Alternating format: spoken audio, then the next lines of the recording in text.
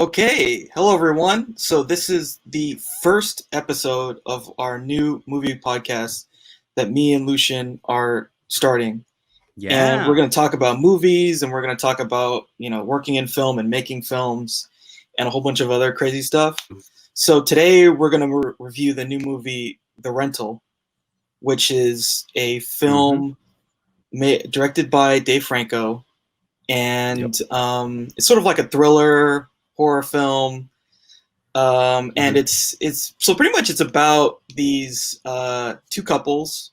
So it's Charlie and Michelle, who's played by Dan Stevens and Alison Brie. So Dan Stevens, he was in Legion. I think he is Legion in that show, right? Probably. Yeah. Is he? I know him from The Guest, which was a phenomenal. I love that movie. Guest. Yeah. He's also in a film I liked, Apostle.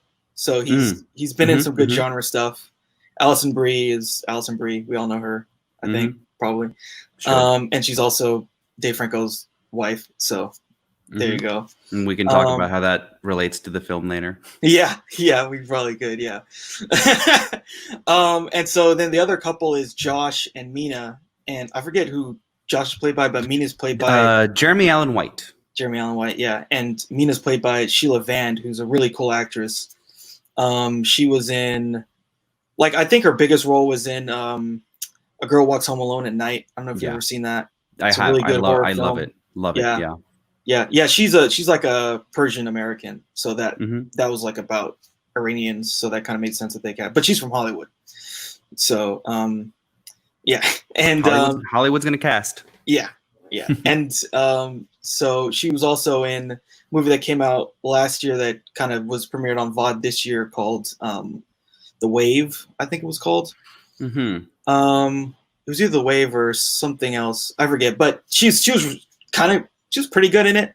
It was like a Justin Long movie about this guy who kind of time warps or travels, and in his dreams he sees her, and she's like really cool. Yeah, she seems to be breaking right about now. Yeah. She'll be in a Marvel movie in soon. 5 years. Yeah, very soon. Okay, so those are the two couples, and Josh is Charlie's brother. And they have this. So one of the themes we see is there's a sibling rivalry between the two of them, and basically Charlie kind of, looks down on Josh a little bit because he kind of made some mistakes in his life.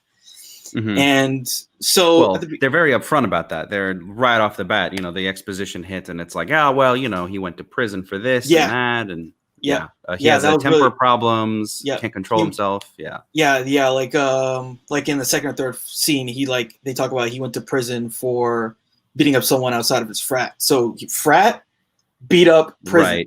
Right. That's what we know about him from the jump. And if you see him, that completes the loop. If you just see what he looks like. Loop. Yeah. So one of the things I found interesting was so the first shot of the film is this beautiful ocean side. We see the ocean. And then we see the house, and then we see Charlie and Mina looking at that house and wanting to rent it.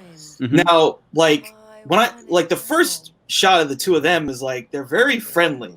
Yeah. Very friendly. And but then Josh walks in, and then Mina and Josh are a thing, but you're kind of left to be like, wait a minute. I wasn't sure. Yeah, I couldn't tell what was going on. She, for whatever reason, to my eyes, she looked like she was too old for him, even though I'm sure they're the same age. It just looked like the adults were talking, and then the little brother walked in. Oh yeah, she looked too old for Josh. I got. Yeah.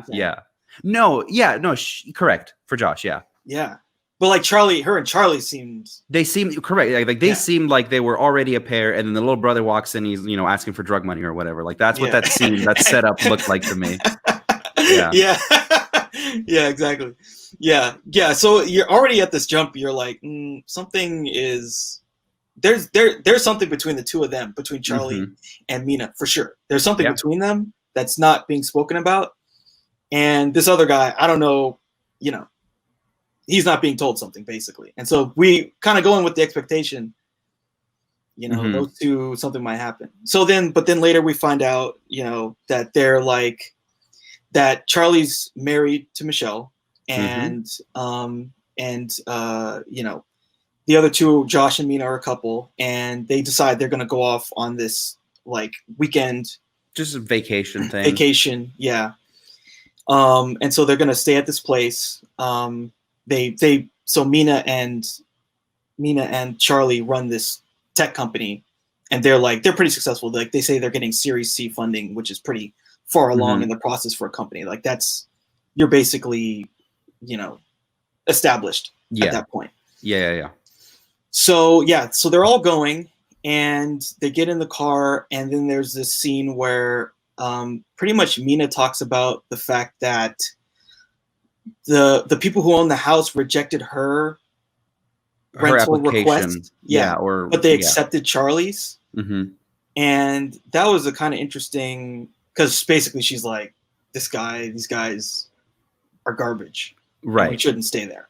Yeah. So this is like the first warning that Mina's like, let's not go there. Let's not go there. And then also it sets up that she is, well, that comes later actually, but she's kind of incapable of letting these things go. Like she's not going to let these things slide. That's a great point. Yeah. Part of her character is just like, no, like this is not okay. Like we should talk about this. You know, we shouldn't just say, oh, you know, this is how it is. And, you know, Charlie got it for us or whatever. Yeah, that's a great point, because that comes up later. Charlie is like the opposite, right? He's like, oh no, it's fine. And he says like, give people the benefit of the doubt. Well, yeah, Charlie's passive. He's a piece of shit, but we'll get to it. We'll find out with Charlie like why he wants to give people the benefit of the doubt. Yeah, because he's done some stuff, and it's going to come out over the course of the film. So the other thing too is like Josh is bringing his dog when they're not supposed to bring the dog. Right. So that's another kind of secret thing that they've done that's going to come up later. So then they get to the house and they meet the guy who's the housekeeper, who's Taylor, who's not the owner of the house. He's the brother of the owner. And when they get there, like from the jump, he goes after Mina with a bunch of like microaggressions. And so he says, so Mina says to him, so do you own this place? And he's like, why do you say it like that? Yeah. Oh yeah. I remember. And then he says to her, because then Charlie tells him like, oh, you know, I'm married to Michelle and this is my partner Mina, who's actually dating my brother. And so then Taylor says, well, how'd you get mixed up with this family? Right.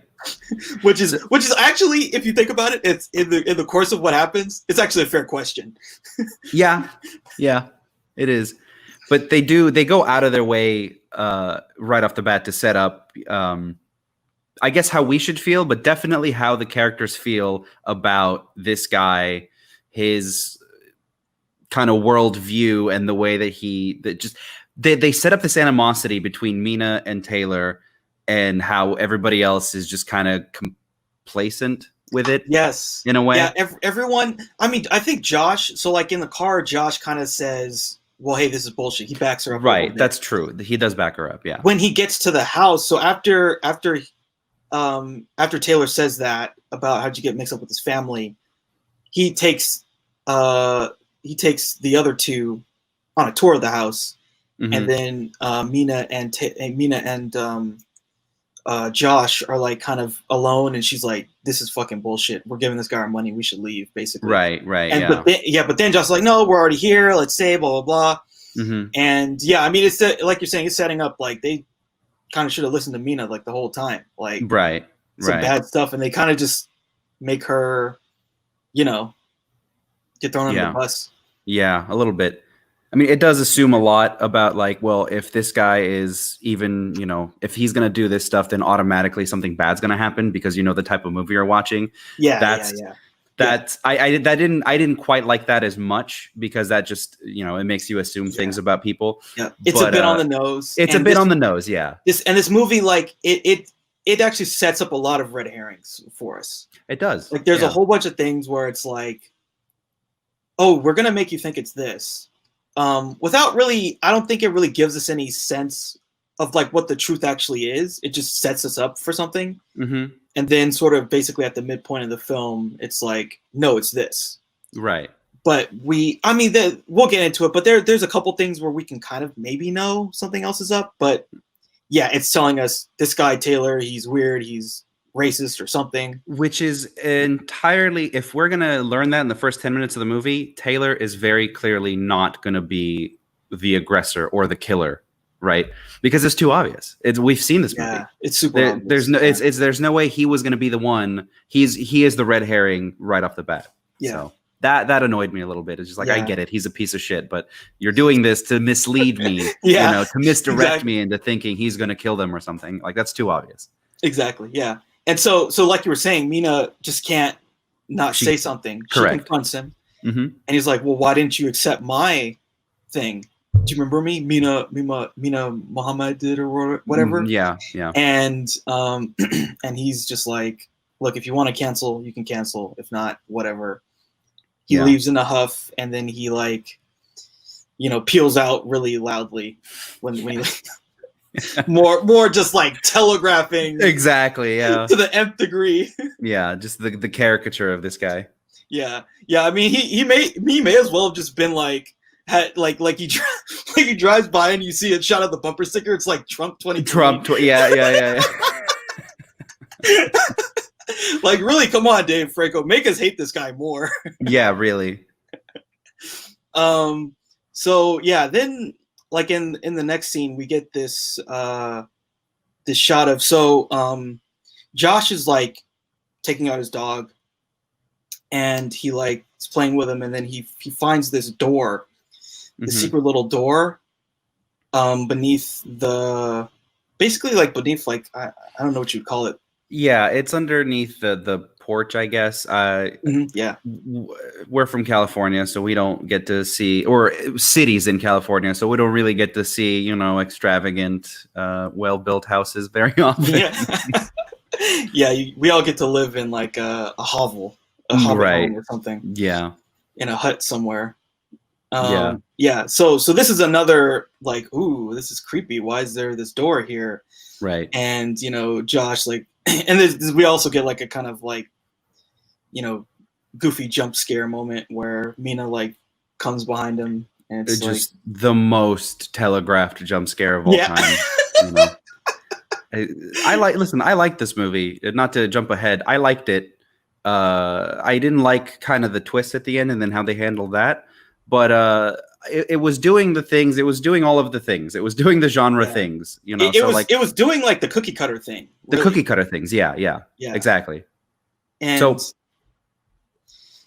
so he like tries to open the door with like the code 666 and nothing happens. And so again, it's like he's leading us like, ooh, what is there something there? So then later, like the four of them, they go on a walk on the beach, and Charlie confesses to Michelle that he's like kind of insecure in his relationship with Mina, and he Josh. Well, yeah, Josh. Yeah. Josh's relationship with Mina, and so, and then he kind of talks about like, hey, do you feel okay with Charlie and Mina being a thing? And she's like, oh yeah, whatever, blah blah blah, it's fine. So it's kind of again more setup for like from the jump we feel like there has to be something between Mina and Charlie. Right. They were just too friendly. They're way too friendly. Yeah. And you can also tell there's this sibling rivalry between Charlie and Josh, and like Josh always seems like he has these feelings about being inadequate in comparison to Charlie. That's kind of made him angry, and probably the fact that his girlfriend. Yeah, go ahead. No, because he's the little brother. He's the one who's getting in trouble. Went to prison. He went to prison, right? Yeah. Yeah, and so then when so then they get back to the house, and so Taylor left the telescope inside the house, and they're all cool with it. Yeah, there was a setup where what is it? Michelle says, I wish I brought my telescope, and then Taylor's like, "Oh, I'll bring it by later." And then by the time they get back to the house, the guy has already entered the house and left them the telescope. Yeah, and everyone's freaked out by it. Yeah, well, so the three of them are cool with it, but Mina's like, "Are you okay with this guy being able to come in whenever he wants?" Right. Again. And and again, they just don't listen to Mina. They're like, "Oh, it's no big deal." And again, she's like, I don't want to be here, kind of like, and they should have listened to Mina and they didn't listen to Mina. Like that's kind of a recurring thing that also happens. So okay, so then they basically throw her under the bus and they're like, no, it's fine.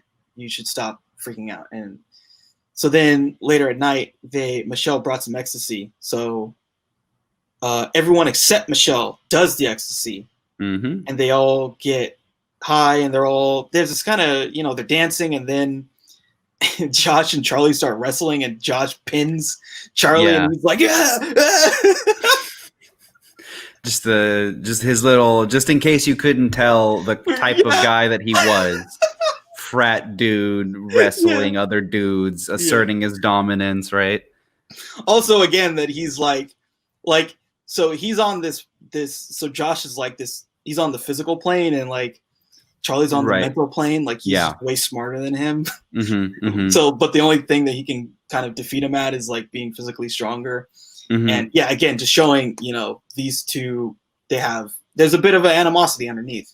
Yeah. And because then in the next scene, Charlie kind of makes fun of Josh because he like says something kind of stupid about like he makes this throwaway line about like dinosaurs and cavemen, and then Charlie's like, did you think that cavemen and dinosaurs live together? He's like, no, man, I didn't think that. Yeah. Just throwing just little digs at each other. So then he leaves. And then it's just Mina and Charlie, and then they get into the hot tub, and again, we're like what 20 minutes into this movie, and now they're like, it's this big reveal that like, oh, they might cheat on their significant others with each other. The two partners who we set up in the very beginning of the movie that already looked like a couple. Yeah, they might do something wrong. Yeah, like whom we thought from the jump were a couple. Right, yeah. But anyways.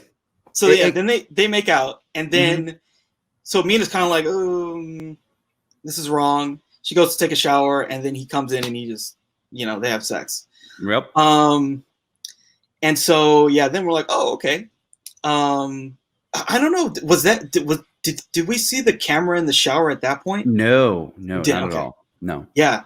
So we're still in cookie cutter teen drama territory. Yeah. With these, 34-year-olds. Yeah. But, people in their mid-30s acting like babies. Yeah. But it does follow the script, the genre script. Yeah. Yeah. So we have that. The audience, we're just waiting for the killer.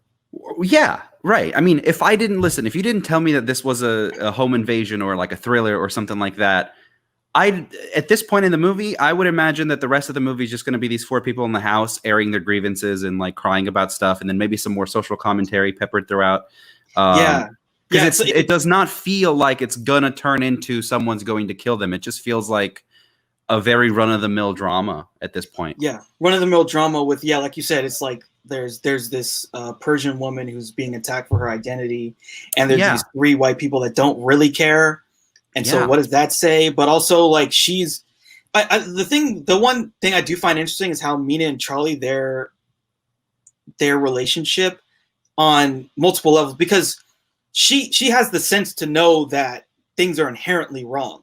Mm-hmm. But she just goes along with him anyway. Mm-hmm. And it's like, why did she do that? Why did she let him convince her of all these things and like allow her to cheat? Like, does she really want it? Or is she just like these people that, she's in league with, she just kind of goes along with them? I don't know. It's tough. Yeah, it's tough because there's that balance between, I think this is really what rubbed me wrong about the movie the whole time is, are we doing the drama thing with the characters? Like, are we characterizing them and are we going to follow through on that? Or are we doing the tropes? Because we're doing both. And the movie ultimately decides to go with the tropes over any kind of meaningful message in any way. Yeah. So I think that's the disconnect, is like they set up Mina as probably the strongest character right off the bat. Mm-hmm. But outside of her not being able to let go the injustices, they don't really follow through on anything else about anyone else's character. Yeah, they're things are revealed, but there's no real change. Correct. Yeah. And there's no real nothing else to hold on to. It's just, and even with when we get to the twist, with the twist, it's kind of like, okay, but it's been done. There's been twists that have been more satisfying in other films. Oh man, I can talk about this twist for like a half hour. It's so silly. I'm looking forward to it. Yeah, it's so silly. Let's keep going. So now the next morning, the two of them, so Mina and Charlie are kind of they're like giving each other ecstasy crash. Yeah, they crashed, but Michelle wants to go for a hike. Mm-hmm. And so the reason that she didn't partake in the drugs the night before was that I really want to go on this hike. Yeah. And so Mina and Charlie drop out, but Josh and Michelle go. So and then while Mina and Charlie are alone, basically Mina's like, we're smarter than this. We can't let this happen again. Now, for a split second, I thought the possibility was, yes, I understand coming down from ecstasy is like the hardest crash, but are they that? Because we don't, so they have sex in the shower briefly and then it cuts away and we don't see anything after that. So in my mind, I was like, are they that like big pieces of shit that they staged that they were having this like massive hangover so that everybody else can leave the house so they could just stay in there and that's a good point. Yeah, they could do I thought about that for a second too, but then it seems a little too silly, but I wouldn't put it past the movie at this point. Exactly. That would be more titillating, like if they're gone and they like look at each other and they just like, right, I guess, just more really just get cheesy with it. Okay, so while was it Michelle and Josh are on their hike, Josh basically reveals to Michelle that that Charlie is like a serial habitual cheater. He's cheated on multiple partners, and he also didn't tell her that. Mm-hmm. He kind of told her a little bit about the fact that he was, before they got married, he was dating someone at the same time. Yeah, but he didn't really tell the whole truth, and that hits her in a strong way. Yeah, in a very very good performance overall, I would say. Like, everyone is really like making lemon juice out of these lemons of this script. But in particular, Alison Brie, I feel like, was kind of the standout if we're going to talk about the actors for a second. She was the most dynamic, I think, being able to hit like the funny stuff when she does drugs later, and then the serious dramatic stuff, whereas everybody else is pretty much one note. Yeah, what's funny too is I feel like they also kind of gave her the least to do. She was the least interesting in a lot of ways to me, because she was basically just, she finds out she was cheated on. Well, she has no character. Yeah, she's just she has the wife. No backstory. She has absolutely no character. Yeah, nothing. And she was kind of given the least to do. She's the one who's victimized the most. The three of them kind of are on their own thing in a way. I had a theory about that whole thing, but we'll get to it at the end. Yeah. Okay, so I think then after while they're away, Mina's taking another shower, and then she sees the camera at this point. Right. So there is in the shower head. There is a tiny little camera inside one of the just in the shower head. Yeah, and so then she tells Charlie, and she's like, "Dude, this is disgusting. We have to call the cops." And Charlie, his first thing, "No, we can't call the cops because they're gonna find out that we cheated." Now, a couple of things here. They're convicted right off the bat that the guy who put the camera in there was Taylor, because Taylor's a piece of shit, and we've seen that.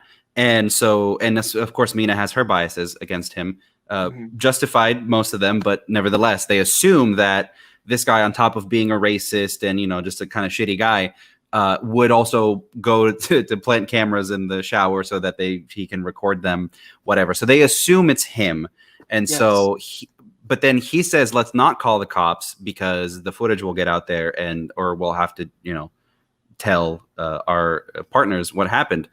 Now, in my head, and we don't have to think about this logically because it's a movie, but if anybody who's going to see that footage, if the cops, get a hold of that footage, what are they going to do? They're going to sit everybody down and say, all right, let me show you what we found. We found 2 people fucking in the showers.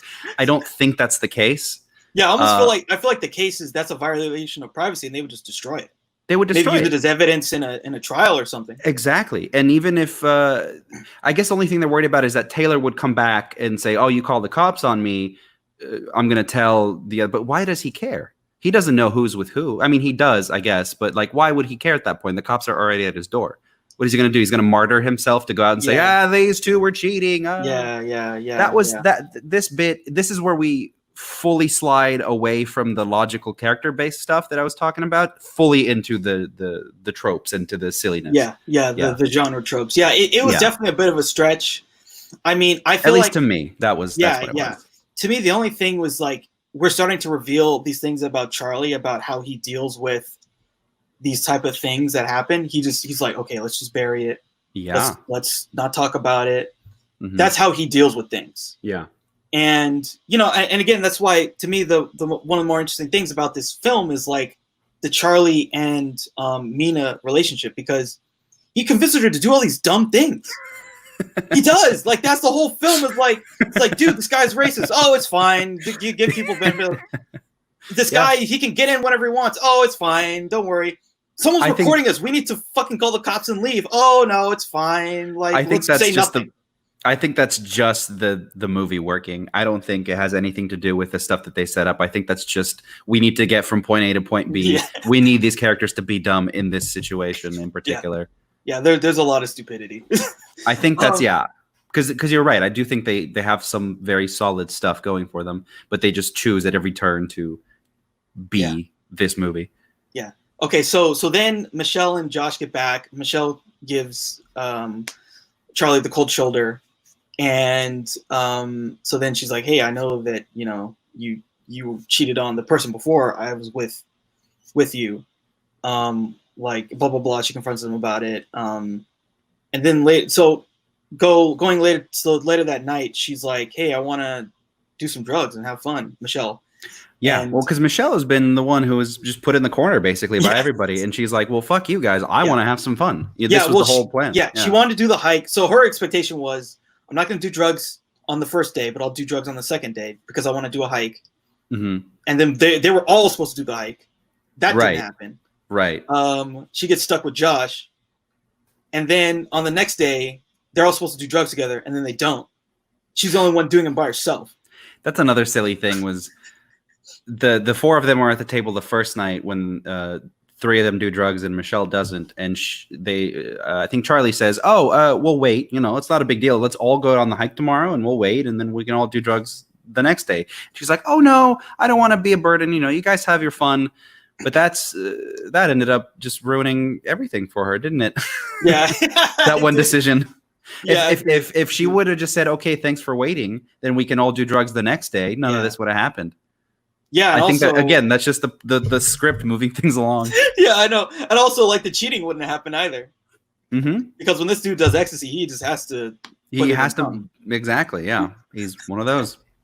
Exactly. So one detail that I forgot to mention was like, so while they were doing ecstasy, Michelle is asleep and we see something sprinkle on her face. Oh yeah, from the vent. Yeah, from a vent, and that's like, what did you think it was the first time you saw that? Absolutely nothing. I had no idea what that was. I thought it was like dust or something. Yeah, I was like, was that blood? I don't know. I rewatched some parts of the film again. So like on her bed there was some dirt. So we'll come back to that again because that is an important note. Sure. But yeah. I want us to talk about what that's supposed to mean later.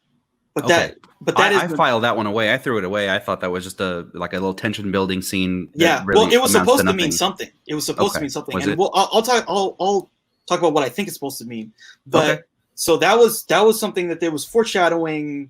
Because when I first saw it, I thought it was blood or something. Yeah, some kind of either liquid or some kind of a dirt or something. Yeah, but we literally never see anything else really about that. We don't see her wipe it off her face. We don't see that it's blood. We don't see that it's dirt. It's just we see it fall on her face, and that's it. Okay. Okay, movie. Okay, so then. So then what happens next is Josh's dog disappears. Mm-hmm. And he's like, what happened to my dog? Taylor must have taken it. Right. And another jump. And my favorite scene in the entire movie, it's shot, I guess you could say, was Michelle is on drugs, playing with trying to get the hot tub to turn on, and she's, whacked out of her mind, and everybody else is freaking out about this dog, and she looks over and she's like, what's going on? And everyone's ignoring her because they're like, what the fuck, where's this dog? Yeah. And they leave, and then she figures it out, and she has this great performance. She's like, oh fuck, they lost the dog. It's a great delivery. Yeah.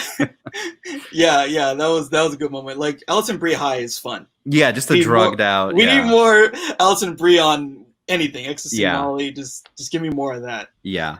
Give me more Alison Brie, period. Honestly. Yeah, some of that comedy chops just slipping through. Yeah. So then later they come back because they can't find the dog. And she's like, oh, well, I called Taylor. And they're like, what? And you're right. Michelle calls Taylor. She wants him to fix the hot tub because she wants to get in the hot tub. So he comes, and then Josh is like, hey, Josh confronts him like, hey, did you take my dog? He's like, you're not even supposed to have a dog. Yeah. And he's like, no, I didn't take your dog. And then again, we're going at this point going so hard, and we're so convicted that the only other character in the movie must be the bad guy. Yeah. Because he's racist or whatever the case may be. Yeah. Okay, so then Mina confronts Taylor again as well, takes him into the shower, shows him the camera, and then Taylor's like, okay, fine. He's like, I didn't do it. He's like, call the cops. Call the cops. And then she tries to stop him. Yeah.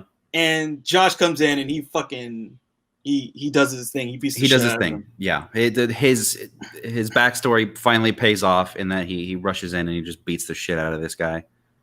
Yeah. So then all four of them come into the bathroom. They're like, oh shit. And then Mina confesses like, hey, I saw the camera in the shower. I know he was filming. Someone was filming us. Basically, Taylor. She says Taylor was filming us. Yeah. Again, we're 100% convinced Taylor is behind everything at this point, or at least the characters are. Yeah. And so then we get the big reveal. So we see the four of them being watched from a CCTV camera on like a tablet, and then some guy in like all black goes into the bathroom and kills Taylor. Right. Now, before this, there's a couple, like that vent scene that we were talking about. I thought that was just one of those like tension building moments where it's just about like, it's just a thriller, bro. So this is, there's something going on with this house, kind of is what that scene meant. And then later on, there's a couple throwaway shots where they're being watched from the woods or something, and there's this heavy breathing. So they do set up that there is a third party involved, that somebody else is watching them. Maybe it's Taylor, maybe it's not Taylor. But this is when it's finally revealed that, yes, there is actually a creeper who has been watching them, which, I mean, shocker, but yeah. Yeah. And it is important to note that after, what's his name? Not Charlie. Josh beats the shit out of Taylor in the bathtub. Michelle checks his pulse and gives like a little relieved sigh so that we know that he's alive. Yeah. But then, So, of course. So do you think that the guy, do you think he was in that space above Michelle's bedroom? It's possible, yeah. Or it could be that I don't want to get into spoiler territory yet, but it could be that the way that he set up the house, basically to watch them, there was just something funny, like he placed something in the vent and got in the way or something like that. I don't know. I didn't think too much about that shot, to be honest. Yeah, because I feel like that's kind of what the implication actually is. He absolutely could be, and he could be in the attic or something. Yeah, but I don't know, because it's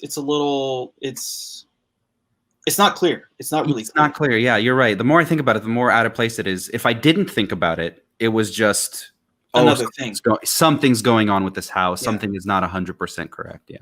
Yeah.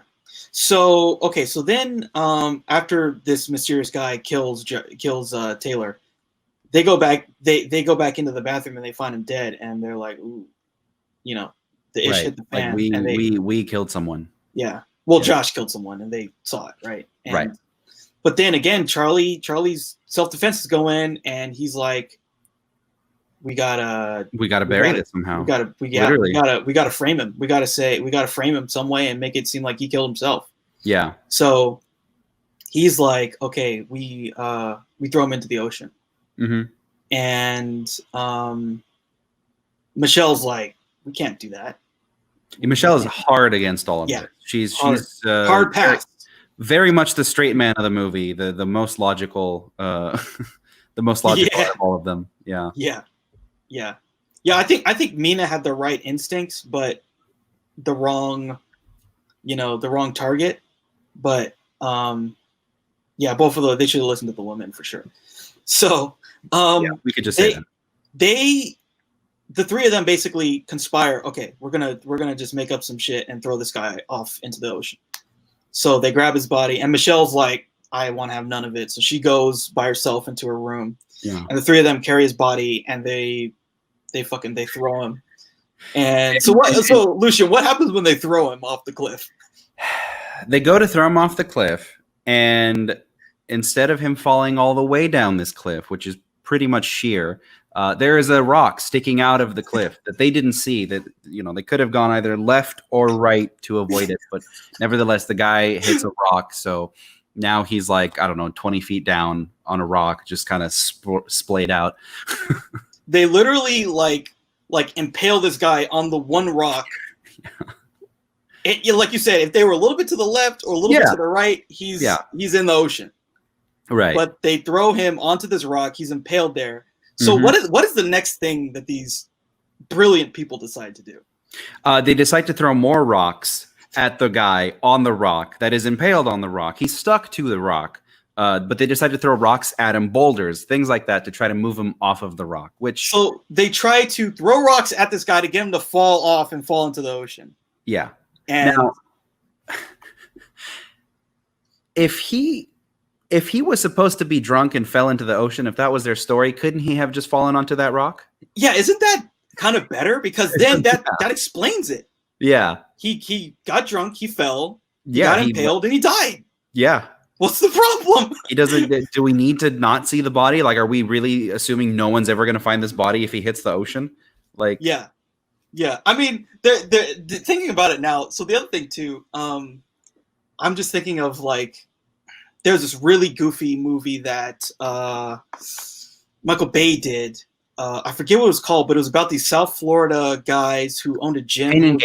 Pain and Gain. So in Pain and Gain, which anyway, but like so they're trying to frame this guy to make it look like he got drunk and drove and killed himself. So the first thing they do is they force him to drink a ton of liquor, right?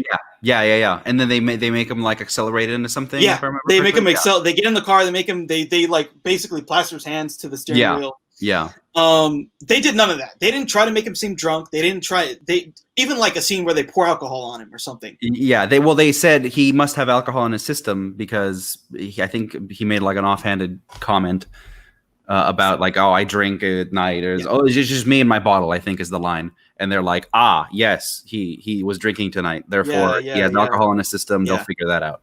Yeah, I think they probably should have gone a little bit further with like trying to set up this frame job, because they basically just roll him down a rock. Listen, I'm all about it. Like, if this is the part where my brain started to be finally excited and is like, oh shit, we're gonna hide a body. Like, I would love to be in this situation, removed from all of the consequences. If it was like an escape room situation, it's like, you need to hide this body and make it go disappear. Like, let's go. Let's do some problem solving. That's not what they do. Yeah. Okay, so while at the same time as they're on their little misadventure to get this body all the way down, Michelle's in the house and the showers start going off in different rooms. Yeah, she's investigating them. So she goes into one room, like I think she like turns it off or looks at it. It stops, goes off in another room. And meanwhile, Josh decides, okay, I'm going to climb down and just push him over. Fine. So he climbs down. He almost falls. How does he get back up? We don't actually see it. We just kept him already at the top of the cliff. Yeah. It is a sheer cliff, by the way. It's like this. Yeah. Yes. Like where I went to school, I went to UC Santa Barbara, and there was this street Del Playa. and there were houses, and right off the house was a cliff. Oh my God. Yeah. And people every year, someone will fall off the cliff. Holy shit. Yeah. So yeah, anyway, so yeah, he then gets there, he pushes this guy off. Mm-hmm. He says something, he says like, I'll see you in hell. Yeah. Very apropos, because yeah, he will be seeing him in hell very shortly. Yeah. So he pushes him off. Well, I think that was more like that was actually more of a character moment too, because the guy feels bad. The guy, he feels bad. He thinks that he killed this guy. So I'll see you in hell is more like I'm way too far gone. Like he was kind of on the straight path, and then he just spiraled right back into. Yeah, he was trying to straighten it. He was trying to straighten out. Yeah, he was trying to straighten out, and then he ended up killing this guy. And he's like, "Well, fuck, I'm irredeemable at this point. I'll see you in hell," kind of a thing. So then we cross cut back to the scene of Michelle. She goes up into the master bedroom, and on the TV is playing the Charlie Mina shower sex tape. Yeah, shower sex tape. Yeah. And so she's like pissed off. They get back to the house, and she's driving off. Michelle is driving off in their BMW. Which I thought, what a clever way to get the again, thinking in slasher movie terms, what a clever way to get the car out of there. Yeah. So she's leaving, and so Charlie's like, what's going on? And she's like, I saw the tape. And this motherfucker says, okay, where'd you find the tape? Yeah, what's going on? He's just an absolute piece of trash. Yeah, not like he eventually goes to like, oh, I'm so sorry, we didn't know what we were doing, kind of a thing, but like the fucking 15-year-old excuse. Yeah. But his first instinct is like, where'd you find this tape? Yeah, where'd you find the tape? It's like, how many more bodies do I have to carry every time? Yeah, that was silly. My God. But whatever, it's cool. Charlie is trash in this movie. Charlie is a garbage person. Yeah, but like you said, one note. Like he gets revealed as trash, and he's just trash. It's just every layer down, it's more trash. Yeah. So Michelle's like, "Fuck you, bro." Drives off. Mm-hmm. She gets a flat, and she crashes into a tree. Mm-hmm. So she's like, "Shit." She texts Charlie, and then she looks on the road, and there's like spikes. Yeah. She gets back in the car. She's texting him again, and then something happens. The guy runs at her. Yeah. We don't see what happens to her. We just see something running at the camera. But we do see his face for the first time, and he's wearing like a flesh skin kind of mask. Yep. Yeah. He's wearing one of those like stunt double masks that they get people to like a burn victim kind of looking thing. Yeah. Okay. So then after that, Charlie gets the text. He goes out to help her, and then the dude kills him too. Right. This killer. So now both of them are out. Yeah. And so then Mina and Josh are like, okay, we got to get in the secret door. I think the stuff is there. Right. So he kicks in the secret door from like an hour ago. Yeah. Josh kicks in the door. He finds some pictures, probably some nudes of the owner. That's it. Nothing, no real stuff. But we do get another character moment in the middle of we are in full slasher territory at this point. Like we've abandoned all reason and logic, and all of these characters are thrown out the window. And then we have one last character moment with Josh and Mina, where they hug, and he starts crying, and he's like, "I'm such a piece of shit. I can't." Again, going back to the thing where like he was on the path and then he fucked up again. But really, I felt bad for him because, I mean, yeah, he's a piece of shit a little bit, but like he didn't kill the guy. He thinks he did, and now his life is over. He's either going to go to jail forever. He's at the end of his rope, kind of a thing. So I thought it was interesting that the movie was still hanging on a little bit to that drama aspect while we were in full just doofus territory. Yeah, full thriller slasher. Yeah. And it's a good moment too, because again, it reveals more about Mina. Mina, she's cheated on him. Yeah. She lied to him. And she's like, "Oh, it's okay, blah, blah, blah." It's like, no, motherfucker, you're the liar. Yeah. You are the lying piece of trash. I mean, they don't know that he didn't kill the person. No, but we know. Yeah. And so, that's a good thing that you brought that up, because, that was, again, and that's why, to me, Mina is such an interesting character, because she's just she's a lot like Charlie. Mm-hmm. I feel like that's why they kind of are together in this. They're both trashy in their own way. Now I don't. At some point, I want to talk about the kind of the whole logic of the movie, the structure of the movie, because once we do get into slasher territory, I was starting to piece it in my head. I was like, all right, who's going to be the final girl? Who's going to have, like 3 out of these 4 characters are flawed and they have done bad things, and therefore, by the logic of this genre, they should be killed off. Yeah, they need the first one to die, if I remember correctly, is actually Michelle. Michelle's the first to die. She's a sacrificial lamb. She hasn't done anything wrong in this entire movie. Granted, she doesn't have a character, but she hasn't really done anything either. Exactly. So I thought that threw me off right away, because the whole entire movie, I was like, all right, so these 2 are garbage, liars. Mina, less so. This other guy's killed someone ostensibly, he's gonna die. But I was really thrown off by they killed Michelle, and then I was like, that was the first time I was like, wait, is this movie not gonna have a point?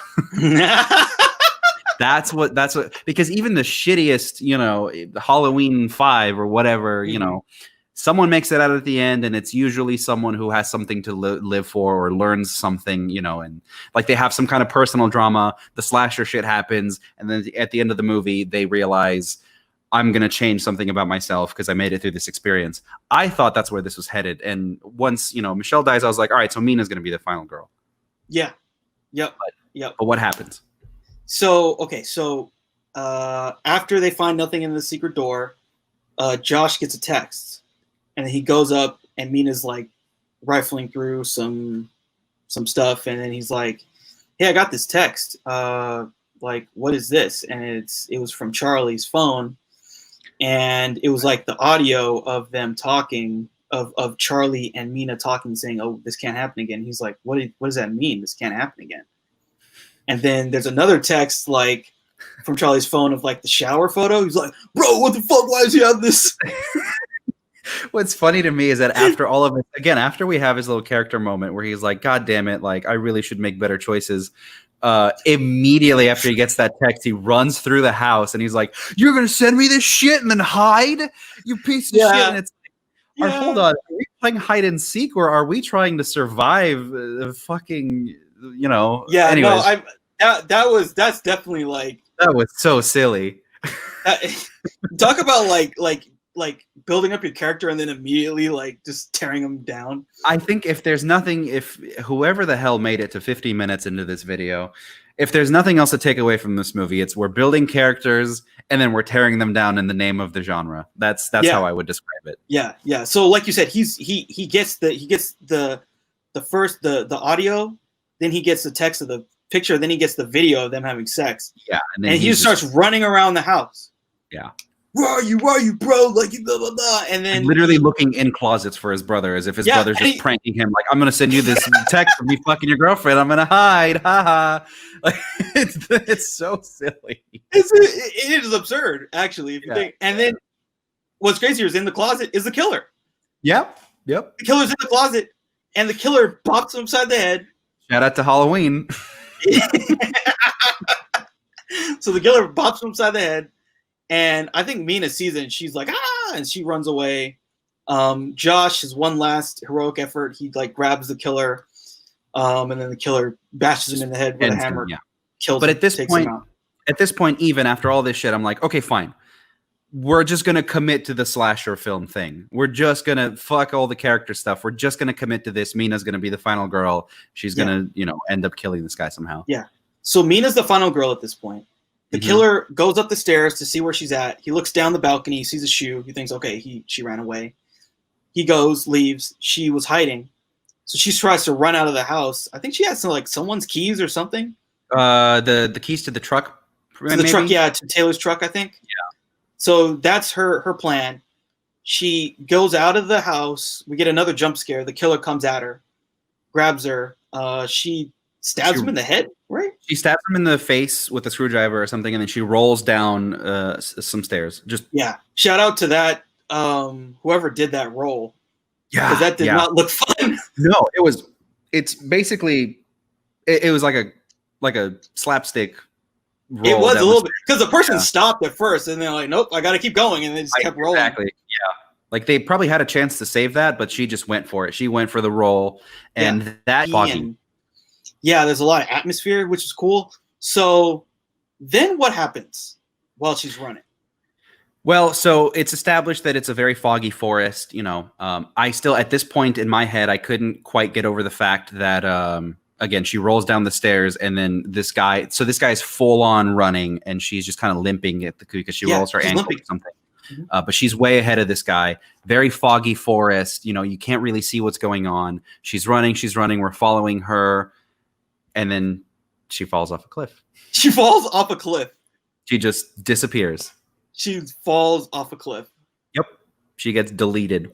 And unlike our friend Taylor, who fell on a rock, she actually fell all the way. All the way. We don't ever see it. Yeah. But she just disappears. So at this point, I refuse to believe that this movie is doing this to me. After the stair roll, I'm like, oh, she faked him out.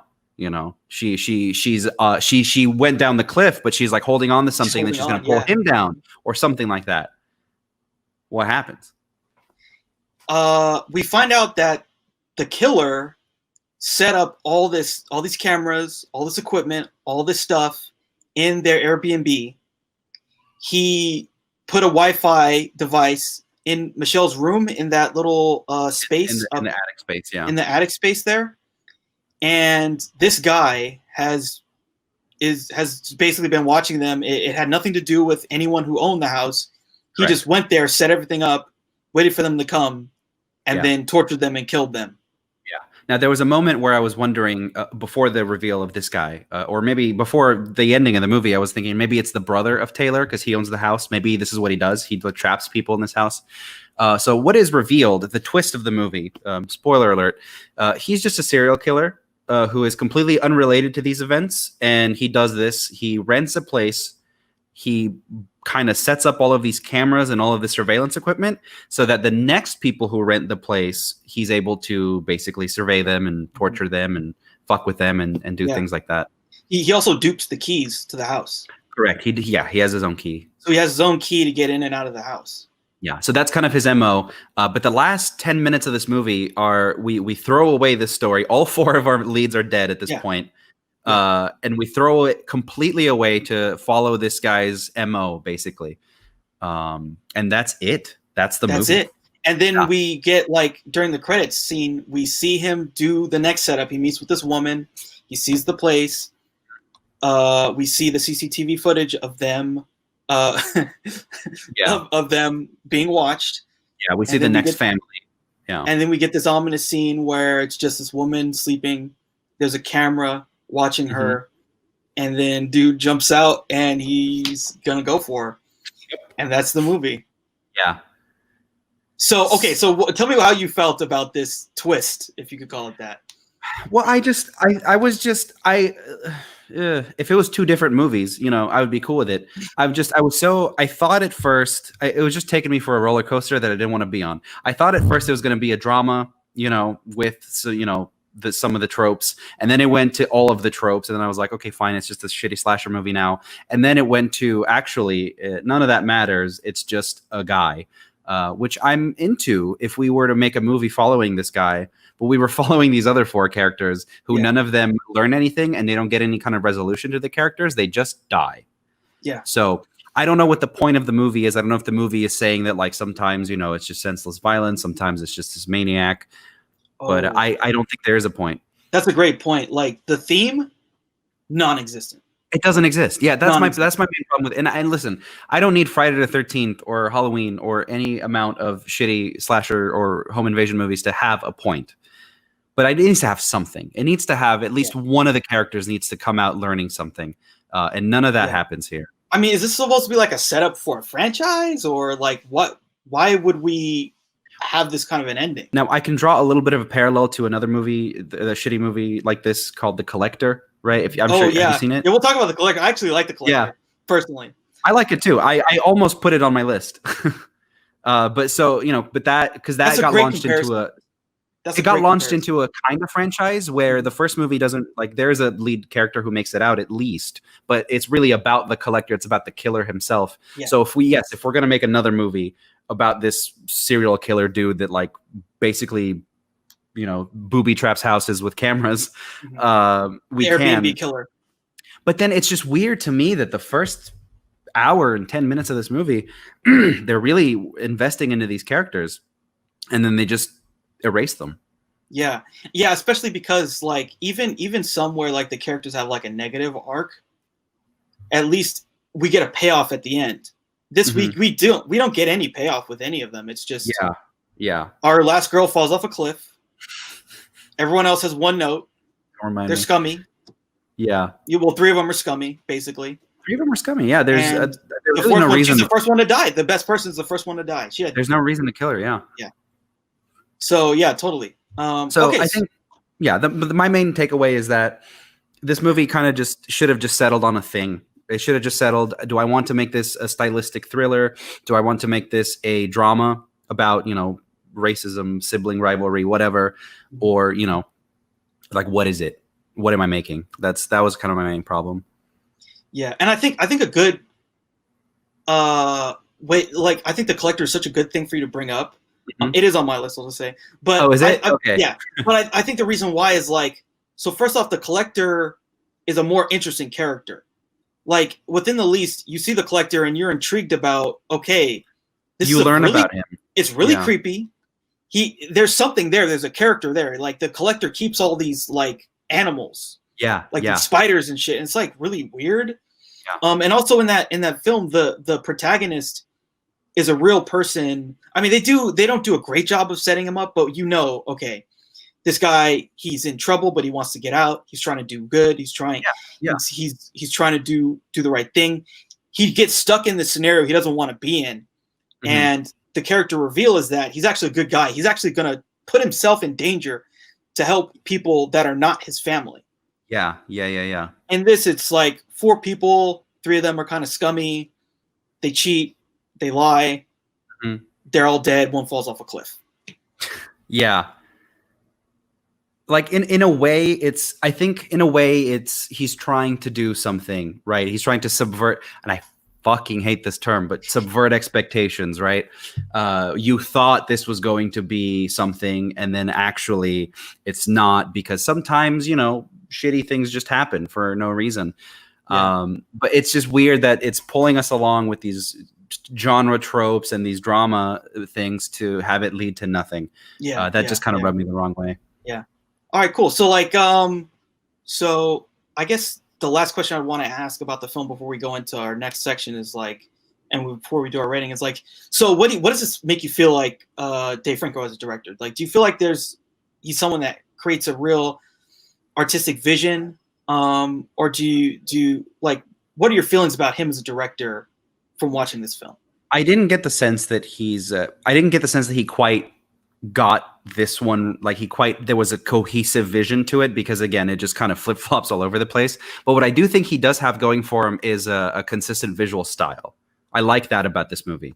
I like, you know, we're looking at you know, foggy exteriors. We're looking at these beautiful, like, idyllic, picturesque homes and things like that. I thought that was relatively well made. It does drag a little bit. It's a little too plain. It's not too crazy, but I think at the very least he has that. He can pull off a visual, something interesting, I thought. Yeah, I felt like story-wise, he has a lot of work to do, I think. Yeah, story-wise, it needs some work. It was very basic. I think visually, some things were okay. I felt like it was definitely, I've seen better first-time directed films. Definitely. Especially for me, what I look for from a director is, like, more of a sense of how they can really show something in a way that's kind of unique, or, like, use color in a unique way. Yeah. Well, I think ultimately, I think he failed for what he was going for the genre. I don't think he did a good job for the genre at all. I think if this was 4 people in a room talking about, you know, their relationships or whatever, this would have worked. This would have worked better as, like, a mumblecore movie, maybe. Yeah. I think that's his style more. I think he just chose the wrong genre. I mean, horror is easy to make, right? Yeah, that's a lot of the reason why. It's like horror. It's me. I'm directing. My wife will be in it. She's well known. Right. I mean, he got good actors. Yeah, he did. He really did. He was also producing it. So I imagine, it's orders of magnitude easier to get a movie off the ground if you're Dave Franco than if you're anyone else. Absolutely. So, yeah. Absolutely. Yeah. So what would you give this film in terms of a rating? I'd give it like a 6. I'd give it like a solid 6. If it's compared to all of the other movies, in existence, a 5 or a 6. It wasn't. I don't feel like it wasted my time because there was enough to grab onto with the character stuff in the beginning that kept it interesting, and then the twist really just has you going like, no way, like there has to be another twist. So it was entertaining, at least. Yeah. I wouldn't recommend it, really. Don't go out of your way. Don't spend money on it. But if you're just hanging out with some friends and you want to watch something, I don't think it's that bad. Yeah. If you want to watch something at 2 a.m. Yeah, I think that helped. Yeah. Full disclosure. I watched this at 2 a.m. right before going to bed. It worked. Yeah. It did the job. So I would give it a 5. I'm about in the same. It's not bad, but it is very average. So I think giving it an average score is probably accurate. If it had just settled on a message, if it had something to say, I think even as it is, it would have been a better movie. Yeah, totally. But there's no real theme that you can get visually, stylistically. There's not enough to keep it. Even if there's not a theme, sometimes if there's something interesting to look at, stylistically, there wasn't really anything to it other than just mood. Mood, I guess, is the only thing this movie has going for it.